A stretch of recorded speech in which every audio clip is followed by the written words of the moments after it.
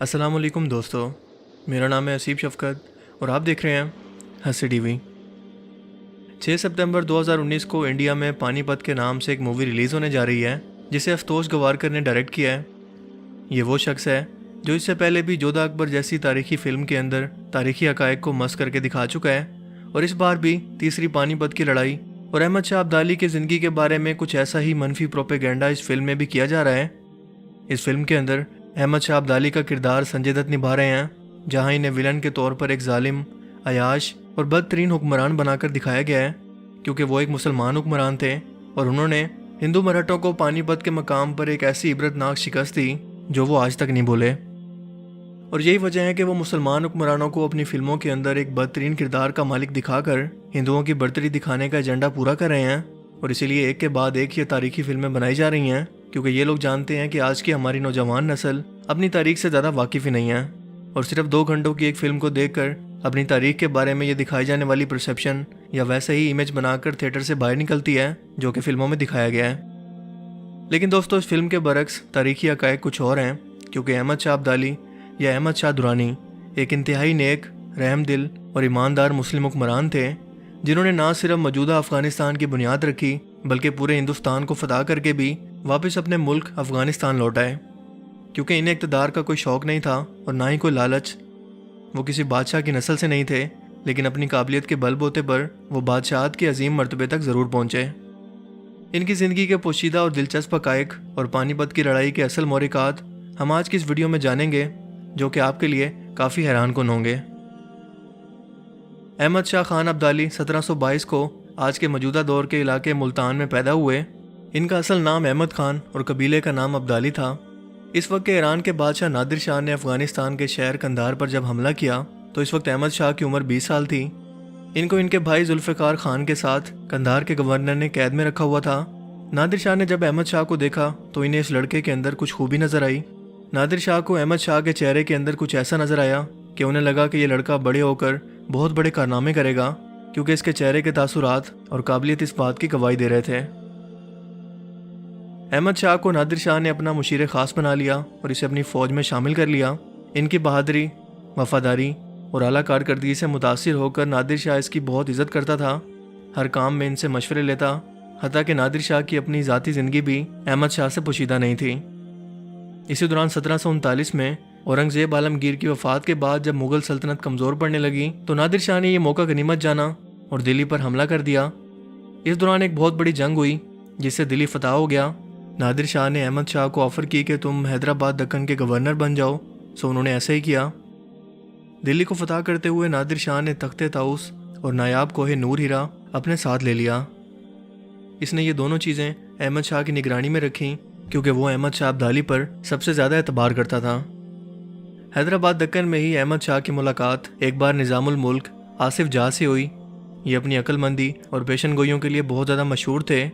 उन्होंने जब पहली बार अहमद शाह को देखा तो इन्हें देखकर कहा कि तुम बहुत अक्लमंद और ज़हीन हो, देखना तुम एक रोज़ ज़रूर बादशाह बनोगे। अहमद शाह के लिए ये बात हैरान कुन थी, क्योंकि वो सिर्फ गवर्नर थे, वो किसी बादशाह की नस्ल से नहीं थे, और वैसे भी बादशाह बनना उस वक्त के लिए बहुत बड़ा ख्वाब था, जो कि किसी किस्मत वाले का ही पूरा होता था। आसिफ जाह की ये पेशन गोई मुहाफिजों के ज़रिए नादिर शाह तक पहुंच गई। इसने अहमद शाह को अपने पास बुलाया और इसके कान पर चाकू से एक ज़ख्म लगाकर बोला कि मुझे तुम्हारी काबिलियत और अक्लमंदी पर भरोसा है, और मैं जानता हूँ कि तुम एक रोज़ ज़रूर बादशाह बनोगे, और जिस दिन वो वक्त आए तुम मेरी आल औलाद पर तरस खाना और इस निशान को देखकर अपना वादा याद रखना। सो अहमद शाह अब्दाली ने वादा किया, और यह वादा बाद में निभाया भी। यूँ वक्त गुजरता गया। 1747 में नादिर शाह के गुस्से में किए गए जालमाना इक़दाम और इसकी गलत पॉलिसी की वजह से इसकी फ़ौज में बगावत हुई, और इसके मुलाजमों ने ही इसे नींद के अंदर कत्ल कर दिया। अहमद शाह अब्दाली को जब इसकी खबर मिली तो वो मज़ीद हिंदुस्तान में नहीं रहना चाहते थे, लिहाजा वो ईरानी फ़ौज में मौजूद चंद हज़ार अफ़गानी फ़ौजियों को लेकर अपने मुल्क अफ़गानिस्तान रवाना हो गए। यहाँ अक्टूबर 1747 में अफ़गान सरदारों और कबायली जरगे ने अहमद शाह अब्दाली को मुतफ़िक़ा तौर पर तख्त नशीन कर दिया। अहमद शाह अब्दाली ने कंधार पर हमला करके ईरानी सल्तनत से आज़ादी का ऐलान किया। उन्होंने जदीद रियासत अफ़गानिस्तान की बुनियाद रखी और इस रियासत को अफ़गानिस्तान का नाम दिया। इसके बाद अहमद शाह अब्दाली काबुल पहुँचे, इसे फ़तह किया, फिर गज़नी और फिर पेशावर और फिर 1748 में लाहौर। औरंगज़ेब आलमगीर की वफ़ात के बाद मुगलिया सल्तनत बहुत कमज़ोर पड़ चुकी थी। हिंदुस्तान के अंदर मराठों की ताकत बढ़ चुकी थी। हर तरफ मराठों की फ़ौज हिंदुस्तान पर कब्जा करने के लिए यलगार कर रही थी। सो वहाँ मौजूद मुसलमान हुक्मरान, जिसमें नवाब शुजाउद्दौला, नजफुद्दौला और हाफिज़ रहमत खान शामिल हैं, उन्होंने अहमद शाह अब्दाली को हिंदुस्तान पर हमला करने की दावत दी और कहा कि वो हिंदुस्तान पहुँचें इससे पहले कि मराठे पूरे हिंदुस्तान पर कब्जा कर लें। लेकिन जब शाह वली उल्लाह मोहद्दस देहलवी ने अहमद शाह अब्दाली को ख़त लिखकर इन्हें यह कहकर हिंदुस्तान बुलाया कि हमें हिंदुस्तान के अंदर आपकी फ़ौज की ज़रूरत है, तो अहमद शाह अब्दाली ये हुक्म समझकर निकल पड़े। लेकिन 1759 में दिल्ली और लाहौर के करीब, जहाँ मराठों का मरकज़ था, कर्नल और कंच के मकाम पर इनकी फ़ौज जो 40,000 के करीब थी, इसे मराठों की फ़ौज के हाथों शिकस्त का सामना करना पड़ा। अहमद शाह अब्दाली को शिकस्त के बाद ये बात समझ आ गई कि ये कौम बहुत ही ज़्यादा जंगजू और लड़ाका कौम है, जिसे हराना आसान नहीं होगा। सो उन्होंने एक तदबीर सोची और इन इलाकों का मुआसरा करके तमाम खाने और फौजी साजो सामान ले जाने का रास्ता रोक दिया और मराठों को चारों तरफ से घेर लिया, जिसके बाद ये वापस चले गए। और यूँ 1761 में अहमद शाह अब्दाली पानीपत में आए, जहाँ तीसरी और सबसे बड़ी जंग मराठों के खिलाफ लड़ी गई। 4 लाख फौज को पानीपत के मकाम पर इंतहाई इबरतनाक शिकस्त दी, इतनी बुरी शिकस्त कि वो फिर कभी उठ ना सके। इस जंग से पहले मराठों ने अहमद शाह के मुकाबले के लिए राजपूत, सिख और जट कौम से भी मदद मांगी थी, लेकिन सब ने इनकार कर दिया।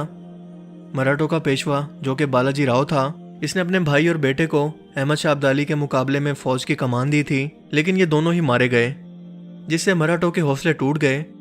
कहा जाता है कि बालाजी राव इसी मकाम पर, यानी पानीपत के मकाम पर, अपनी एक और फौज लेकर आ रहा था, लेकिन जब इसे खबर मिली कि इसका भाई और इसका बेटा मैदान जंग में मारे गए हैं, तो ये वहीं से वापस लौट गया और ज़िंदगी भर शौक में रहा। जबकि कुछ कहने वाले ये भी कहते हैं कि बालाजी राव अपनी एक और शादी के लिए रास्ते में कहीं रुक गया था, जबकि दूसरी तरफ इसका भाई और बेटा जंग लड़ रहे थे। अहमद शाह अब्दाली ने इस जंग को जीतकर हिंदुस्तान पर कब्जा करने की बजाय शाह आलम सानी को बादशाह बनाकर अपने मुल्क अफगानिस्तान वापस लौट गए और मराठों को नसीहत की कि तुम मुगल सल्तनत के वफादार बन के रहना, ताकि खून खराबा ना हो। क्योंकि अहमद शाह अब्दाली को इक़्तिदार की हवस नहीं थी, पानीपत की इस लड़ाई के अंदर 1 लाख हिंदू मराठे मारे गए, कई कैदी बने और कई भाग गए।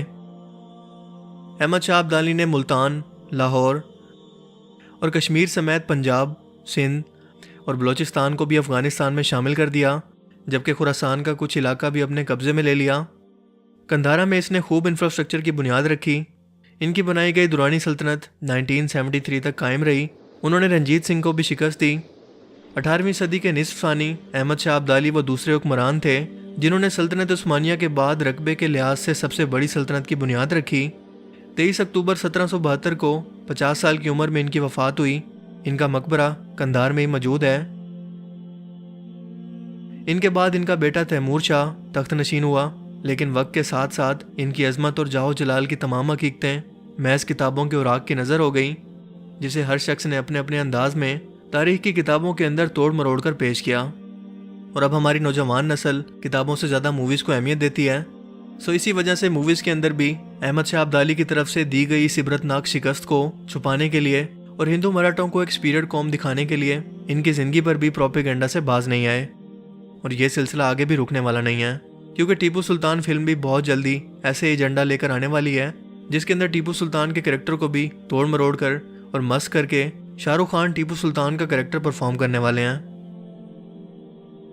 लेकिन दोस्तों, आपको अपनी असल तारीख और हकायक को याद रखना है, क्योंकि जो कौमें अपनी तारीख भुला देती हैं वो बहुत जल्दी दुनिया से भी ख़त्म हो जाती हैं।